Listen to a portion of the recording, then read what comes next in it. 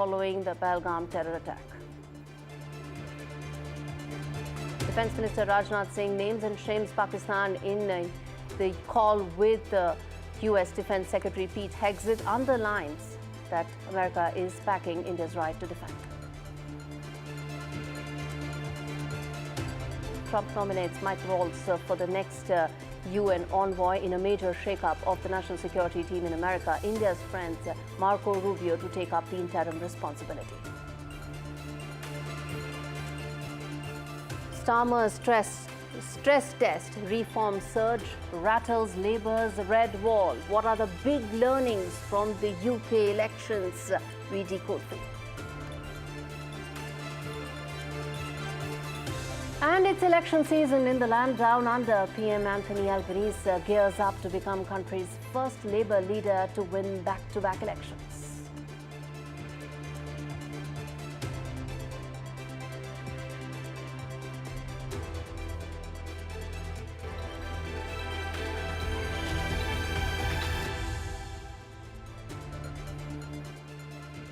The big story that we are tracking on India Sense this week, the global reaction post the Pahalgam tragedy is a watershed moment in regional, Asian and global diplomacy. Islamabad finds itself without any vocal allies in a moment of tremendous scrutiny as terrorism becomes a global threat for Committee of Nations. But this is not a one-off consequence. It is a result of deft diplomacy and shifting global alliances. Even as India remains committed to finding the perpetrators of the attack. It's been 10 days, the hunt continues, India will not stop. And that's exactly what Home Minister Amit Shah is saying. Listen in. मैं सभी आतंक फैलाने वालों को कहना चाहता हूं कि लड़ाई का अंत नहीं है, एक मकाम है, हर व्यक्ति को चुन चुन कर जवाब भी मिलेगा, जवाब भी लिया जाएगा. We played this soundbite because it's important to understand that as India's hunt continues for the terrorists, so does its diplomatic handling. The hectic parleys, the diplomatic activity, all have been happening simultaneously as the global support it continues to garner after the dastardly Pahalgam attack. It shows the extent of Pakistan's complete isolation, a country with few, if any, allies or supporters left. Delhi's immediate actions that took place after the attack drew swift response from the US, France and Japan. The silence from Pakistan's traditional backers spoke volumes. Once a friend in high places, Pakistan now finds its doors of Riyadh and Abu Dhabi completely shut. The joint statement from Saudi Arabia and India was crystal clear: no ifs, no buts. Terrorism will not be tolerated. And Pakistan's old playbook, crying wolf over Kashmir while nurturing terror, has now ended. More so since the world can now see how Pakistani army and its political class made it the world's biggest terror factory. Bilawal Bhutto has now no qualms in admitting just this, exactly like how the Pakistani defense minister admitted that. Listen in. As far as what the defense minister said, I don't think that it's a secret that Pakistan has a past as far as extremist groups are concerned. Just when the Taliban regime came to power just a few years back, the loudest cheers came from Rawalpindi. And since the reason why was because they had helped install the government. But just see how tables have turned, that even the Taliban is now backing India over Pakistan. Then there is Iran that is backing New Delhi. From Melbourne to Frankfurt to London to Kathmandu, then there are thousands of Indian diaspora members that have hit the streets demanding justice, denouncing Pakistan's role in the heinous crime. Their voices, angry, united and relentless, are ringing in every major capital around the world, making sure that the world does not look away. And in fact, as we speak, Pakistan's traditional arc of support, it's included Turkey, Afghanistan, Iran, all have crumbled, and with it, the global patience. When Pakistani leaders boast about building terror pipelines, they are setting expiry dates for the army, for the deep state, which is facing a failing economy, collapsing forex, and a discredited government. Viewers, it's only a matter of time.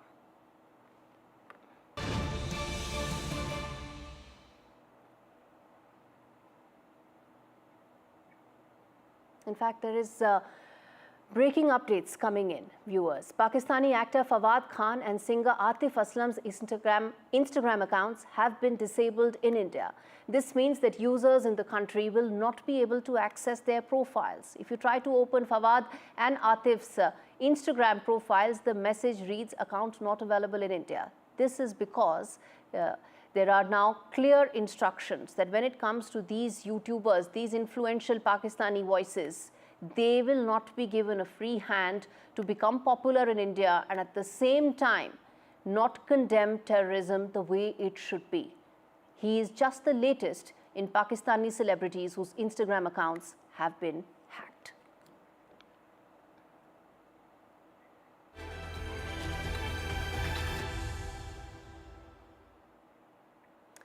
Shifting focus now to the first wide-angle story on the show. Amidst the Yemen War Chat leak blowback, the first big-level personnel shake-up in the Trump administration has taken place. Mike Waltz has bowed out. He's made way for Secretary of State Marco Rubio, who may be the acting national security advisor. But a change in guard which has ramifications for America's policy, position and action around the world. Iran, Russia, China and of course Yemen, which really started this chain reaction. But on India Sense today, we focus on Rubio's unwavering support for India. And this report tells you what all as far as the support that Rubio has provided to India in the backdrop of Pahalgam, but also much before that. Take a look. Marco Rubio, unbelievable. Unbelievable, Marco. When I have a problem, I call up Marco. He gets it solved. He gets it solved.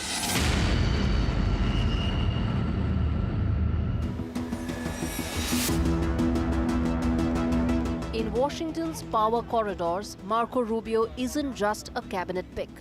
He's a signal. After Waltz's sudden elevation to National Security Advisor, a move that reflects Trump's inner circle loyalty, Rubio now steps into foggy bottom as the White House's global face, bearing both experience and edge. His most recent call, not to Brussels, not to London, but to New Delhi. His message to External Affairs Minister Dr. Jaishankar was crystal clear, that America stands with India now and always. On the heels of the Pahalgam terror attack, Rubio's tone was unmistakably firm. He reaffirmed the United States' commitment to cooperation with India against terrorism, with a statement that rang through diplomatic circles. Rubio has long been a champion of closer India-America ties. His landmark legislation, the US-India Defense Cooperation Act of 2024, codified expedited defense sales, strategic ties, and a sweeping vision for cooperation beyond just the military. And now, as acting National Security Advisor, Rubio is positioned to put that vision into action. And the reverberations are already being felt. Pakistani troops have reportedly surged the line of control, while Islamabad's foreign ministry called for restraint and mutual respect. Well, this is nothing but Pakistan now feeling the heat as Washington's bond with New Delhi tightens. But Rubio isn't blinking. In his call with Pakistani Prime Minister Shahbaz Sharif, he made it clear, those who perpetrate, sponsor or shield terror must be held accountable. To allies, it's reassurance. And to adversaries, it's the red line.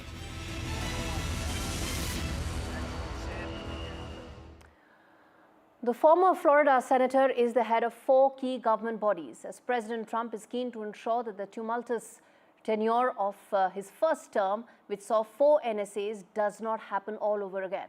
Now, Rubio may be an acting chief, but his elevation comes at a time when Pakistan stands completely isolated, and India-US ties could become more consequential. An early trade deal with America will become the stepping stone for focusing on some of the other aspects: security, counterterrorism, strategic goals. All that will probably come into play, and then Pakistan will see the heat, witness the heat even more than what it is right now.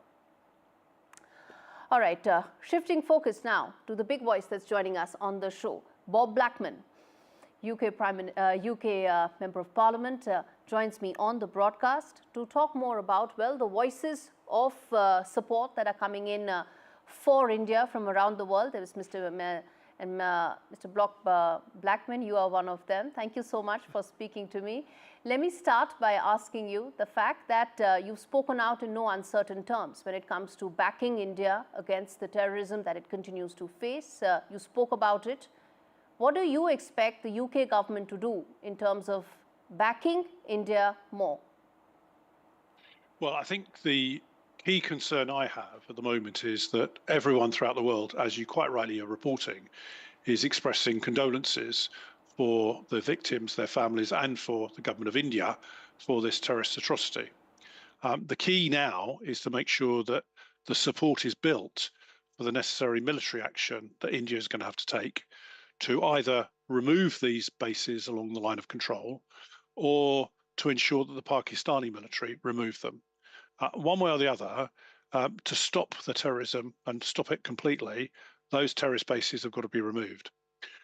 Now, as has been found, when Israel suffered a terrible terrorist atrocity back in the 7th of October 2023, the world expressed its horror for what had happened. But when Israel then took action, military action, to eliminate the terrorists, all of a sudden that sympathy started to dissipate and disappear. So it's very important, I think, for India that not only is support provided by the United States, but other countries as well. Now, the UK government at the moment have provided full support about the terrorist atrocities. They've stopped short, and this is where I hope that the UK government can change their pitch here. They've stopped short of condemning the Pakistani military and the Pakistani authorities for sponsoring terrorism. Now, I also think, and I've said already, that our Foreign and Commonwealth Office in the UK is obviously in close cooperation with the Indian government. I think the Indian government need to make sure that our Foreign and Commonwealth Office have the evidence that demonstrates that Pakistan is behind these terrorist attacks and therefore should give firm support for India in whatever action it has to take. All right. In fact, stay with us, Mr. Blackman. I want to, in fact, quickly go to a short break. But, well, at the end of the day, there is now an undercurrent of right ideology that is sweeping parts of the UK. We come back and decode what are the big trends that one should take note of these local polls that have just concluded in the UK. Stay with us.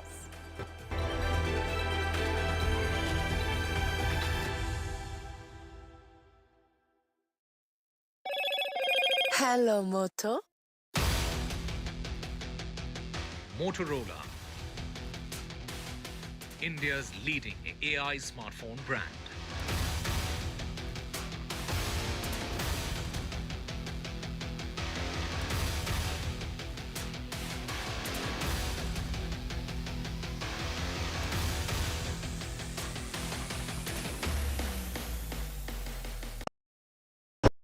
That's huge.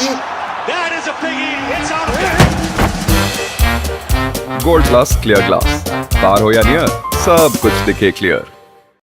Caste enumeration should be included in the forthcoming census.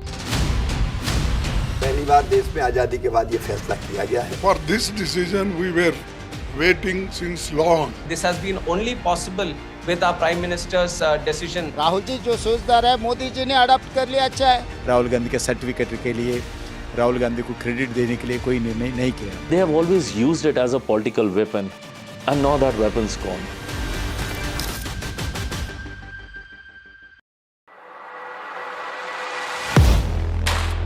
Do you really know the company you invest in? What is the real picture behind presentations and claims? Is the outlook as rosy as the company claims? Know Your Company, powered by NDTV Profit Research, shines a light on the biggest stock market movers.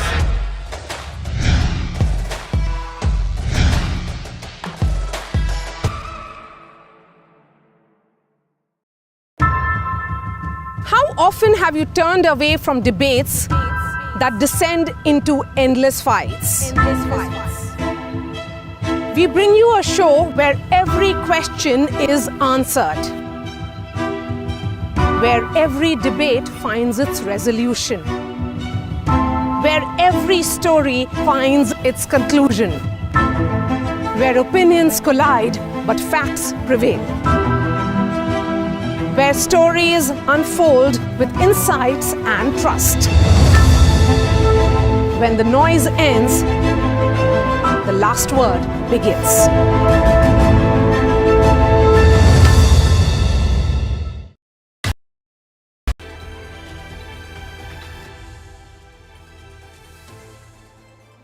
UK Prime Minister Keir Starmer faced his biggest political litmus test since becoming the Prime Minister last year, and it seems the winds of change are blowing fast.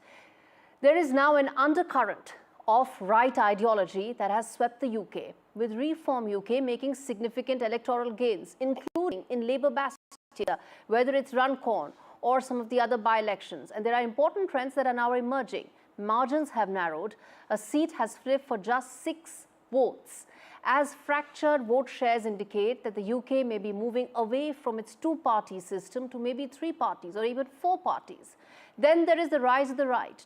Nigel Farage is clearly, he's had a connect with the people, and there's something that he's being able to convey that some of the traditional parties are not being able to do so.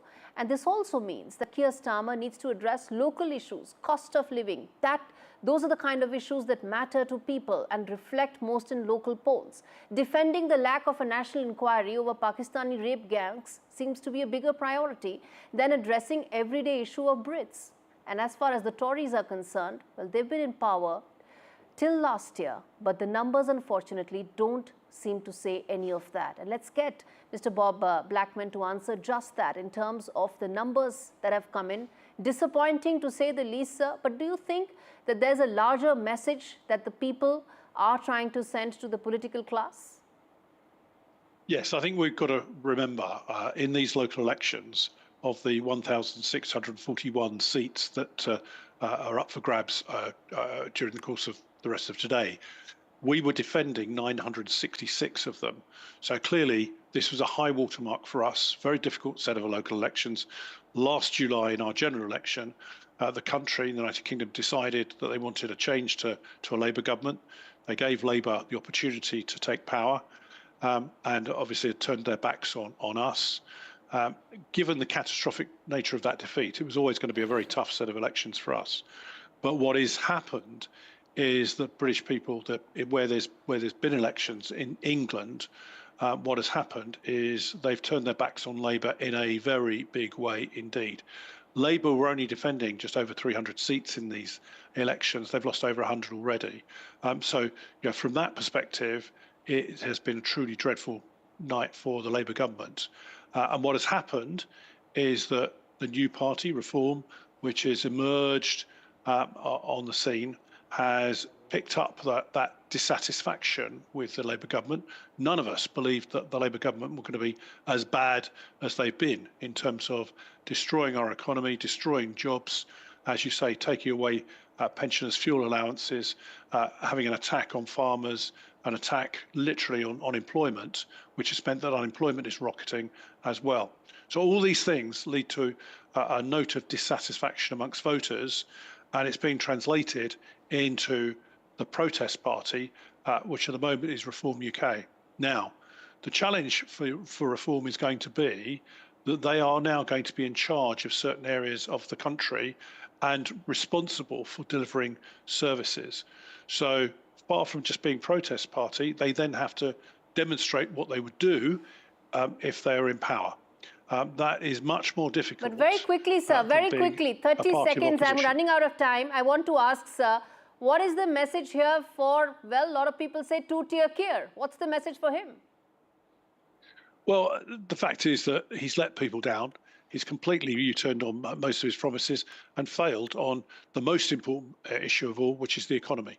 And that is the result that he's seeing today, that the people have rejected the Labour government. They don't want them any longer. And indeed, his message is being, well, we've got to go faster and do more. Well, frankly, what they're doing to the country is a complete disaster. All right, we leave it there. Mr. Bob Blackman, Member of Parliament for Harrow East, joining us live on India Sense. Thank you so much.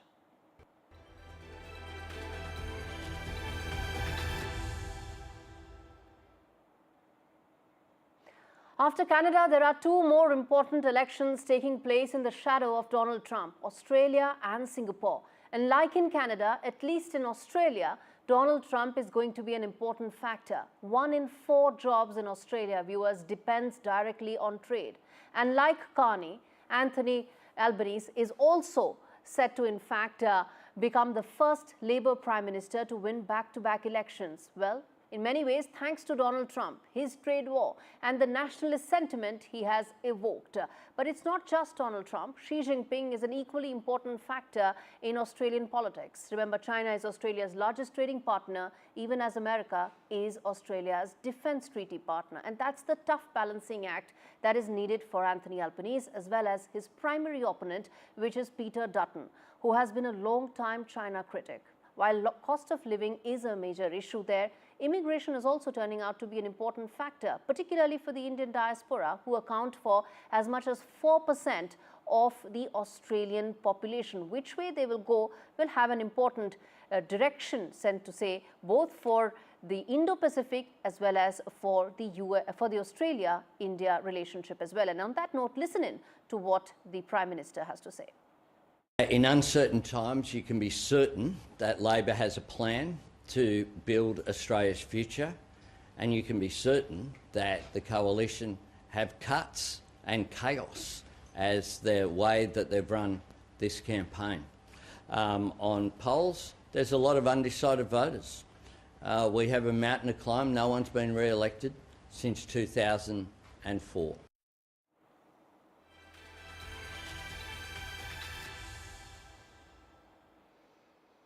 A bird flu strain once confined to poultry is now ruffling more than feathers. H5N1 has taken root in US dairy farms, and now it's jumped species. With experts watching closely, some say it's time to read the writing on the wall. Our report explores the signs we shouldn't and must not ignore.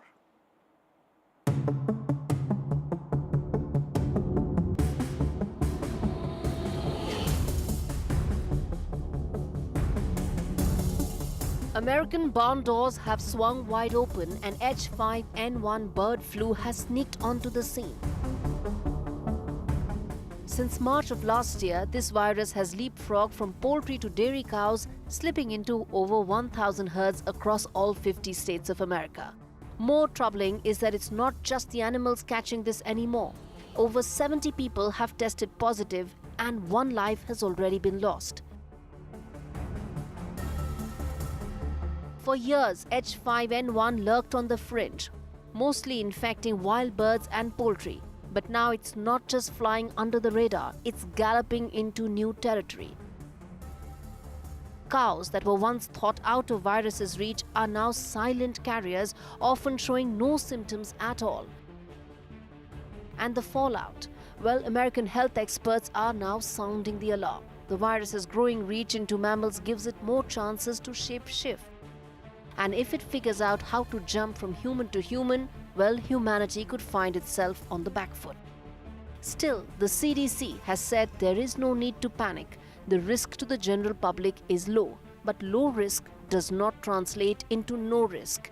And fortune favors the prepared is what the COVID pandemic has taught everyone. That's why experts are calling for stepped-up surveillance, better farm testing and vaccination strategies for workers. Because when a virus starts moving the goalposts, sitting on our hands isn't an option.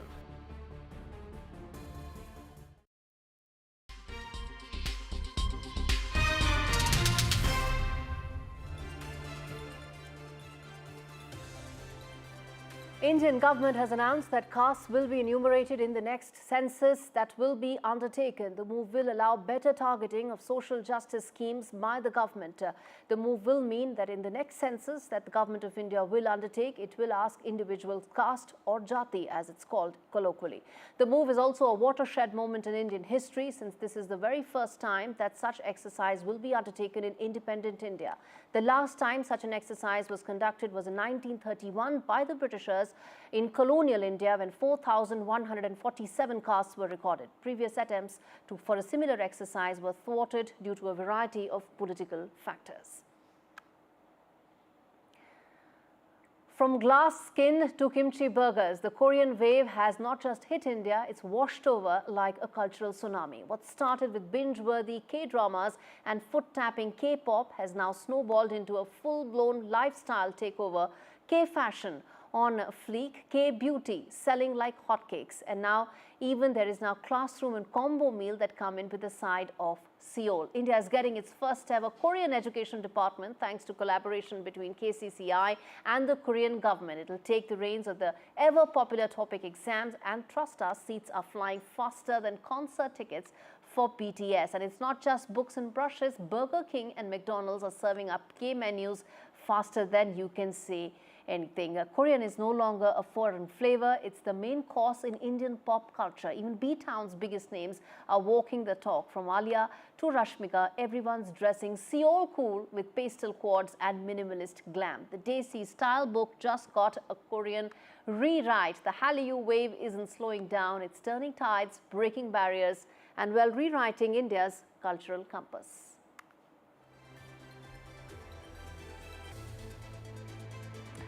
Well, with that, it's a wrap on this edition of India Sense with me, Gauri Dwivedi. Thanks so much for tuning in.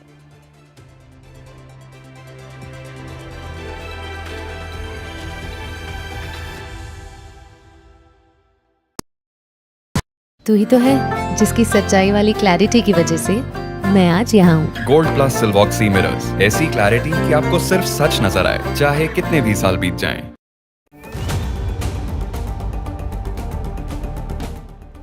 From Washington to Istanbul, global isolation and diplomatic freeze. He exposed how the world has turned its back on pariah Pakistan.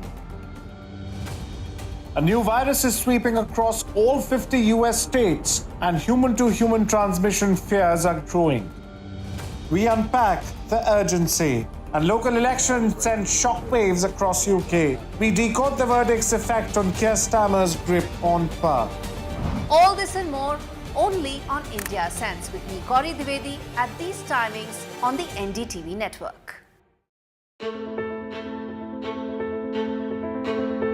News is not just headlines, it is what impacts you. And news should never be mistaken for noise. What matters is the reality. Accurate, in-depth, and with the right perspective. For over 20 years, I have been a journalist, and never has clarity mattered more than now. At Newsnight, we go beyond the surface. We dissect the details, challenge the narratives, and bring you the unparalleled clarity you deserve in a world clouded by misinformation. We are bold, we are direct. Newsnight, for the news in your interest. Only on NDTV 24/7. Caste enumeration should be included in the forthcoming census. पहली बार देश में आजादी के बाद ये फैसला किया गया है. For this decision we were waiting since long. This has been only possible with our Prime Minister's decision. Rahul ji जो सोचदार है मोदी जी ने अडॉप्ट कर लिया, अच्छा है. राहुल गांधी के सर्टिफिकेट के लिए राहुल गांधी को क्रेडिट देने.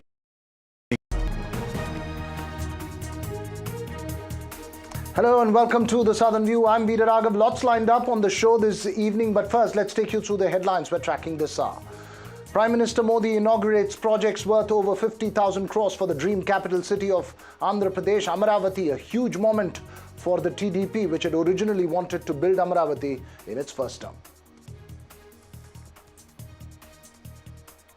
Prime Minister Modi commissions the strategic report, the first deep-water container transshipment as well as semi-automated.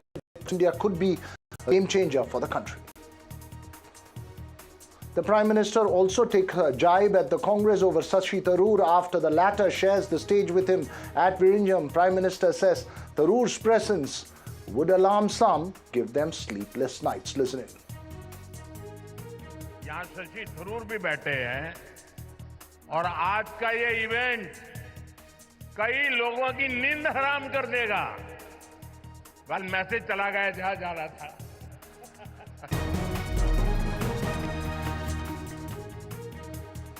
Well, our focus this evening on the heavy police deployment in Mangaluru after the brazen murder in full public glare of a 30-year-old right-wing activist Suhas Shetty. Shetty was the main accused in the 2022 murder of Mohammad Fazil, a 23-year-old man beaten to death by a mob in a reported hate crime then that led to communal tensions in the area. Shetty was attacked by a group of men and hacked to death in the busy Bajpayee area of Mangaluru, and the murder caught on camera set off alarm bells in the coastal district. The top brass of the Karnataka police has been closely monitoring the situation, and a heavy police deployment has been put in the communally sensitive area. The top political leadership of the BJP in the state also issuing strong statements. The VHP called for a bandh in that area. The murder comes close on the heels of a mob lynching case in Mangaluru in which Ashraf, a reportedly mentally ill man from Kerala, was lynched to death. In 2022, the city had witnessed allegedly retaliatory murders. Right-wing activist Praveen Netaru's murder was followed by the murder of Mohammad Fazil, in which Suhas Shetty, who was murdered on Thursday, was the prime accused. Listen in to the reactions that came in earlier in the day. A Hindu worker has been brutally murdered in Mangaluru district near Bajpayee. Suhas Shetty has been murdered because the state government has failed to take care of the law and order situation in the state. All the Hindus living in the state have no support from the government, no support from the administration, no support from the police. And Mr. Siddaramaiah, the Chief Minister, the Home Minister, and all the ministers of the cabinet of Karnataka state are indirectly supporting such activities. ಅಲ್ಲಿ ನಾನು ಇದು ಯಾಕೆ ನಡೆದಿದೆ ಅಂತ ಗೊತ್ತಿಲ್ಲ ನನಗೆ. Rowdy sheeter ಆಗಿದ್ದ ಅಂತ ಹೇಳ್ತಾರೆ. ನಾನು ನೋಡಬೇಕು ಅದನ್ನ. ಇನ್ನೂ ಮರ್ಡರ್ ಆಗಿದೆ. ಪೊಲೀಸ್ನವ್ರಿಗೆ ನಿನ್ನೆ ಮಾತಾಡಿದಾಗ ಲಾ ಆ್ಯಂಡ್ ಆರ್ಡರು ADGP ಇದಾರಲ್ಲ, ಅವ್ರನ್ನ ಕಳಿಸಿದ್ದೀವಿ. ಕೂಡಲೇ ಅಲ್ಲಿ ಹೋಗಿ ನೋಡಪ್ಪ ಏನಾಗಿದೆ ಅಂತ ನೋಡಬೇಕು ಅಂತ. ಯಾಕೆ ಮರ್ಡರ್ ಆಗಿದೆ, ಏನು ಕಾರಣ, ಇವೆಲ್ಲ ಗೊತ್ತಿಲ್ಲ ನನಗೆ.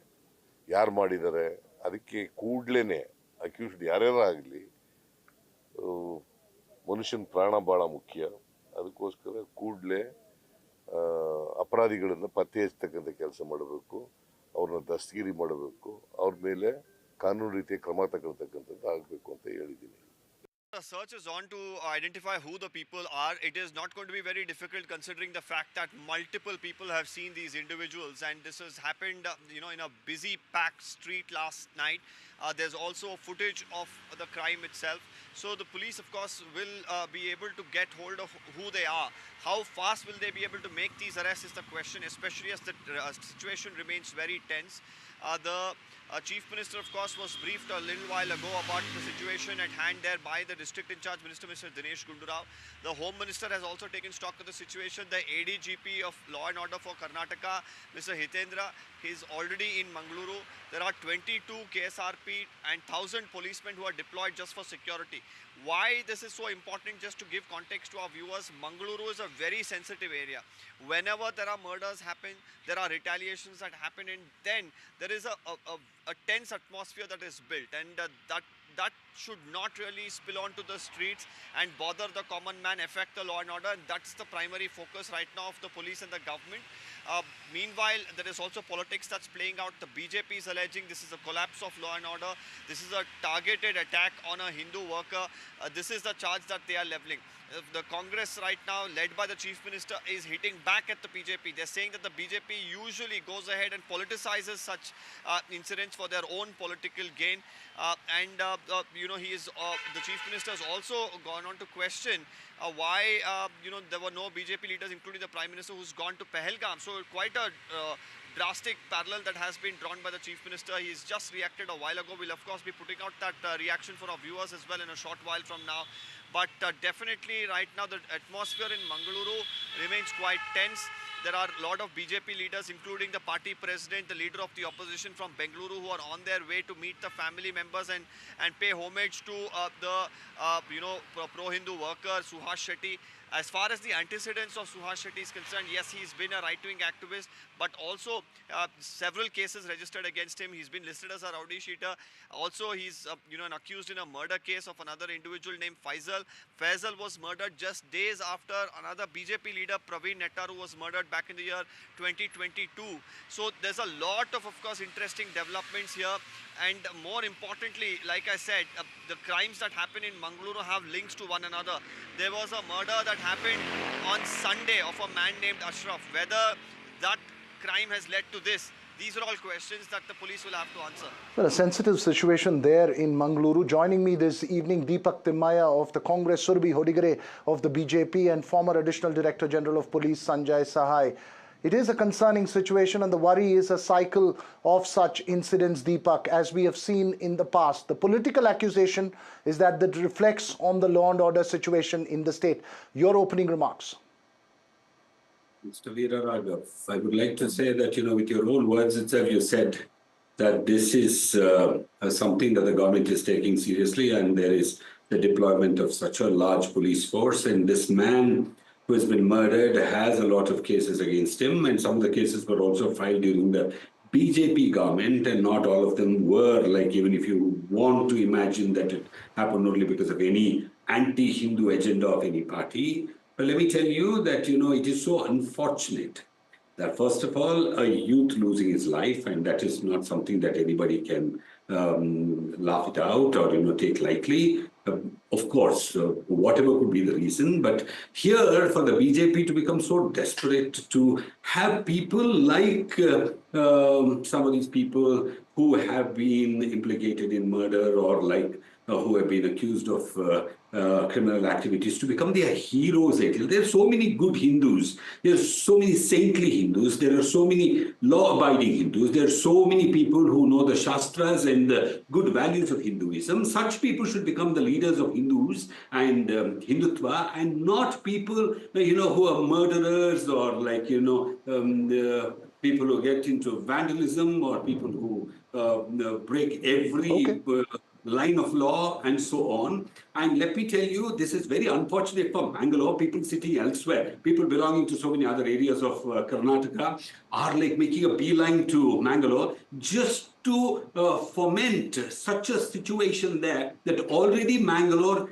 is losing in every sense of peace and complacency. And Mangalore was known for so many good things. And today, because of these people, these nefarious elements, that Mangalore shuts down at about 7:30, 8 o'clock. And people are afraid of going on the streets. People don't know what is going to happen the next day because just some people wanting to benefit from these things. Let me tell you, Congress has nothing to do with this. And there are elements like the PFI, SDPI, and also the Hindutvawadis and the RSS and the BJP and so on. This is only an attempt to unnecessarily, put the blame on Congress. And the Congress will do anything and everything to ensure that the Mangalore citizens will be able to live in peace. All right, Surbhi Hodigare,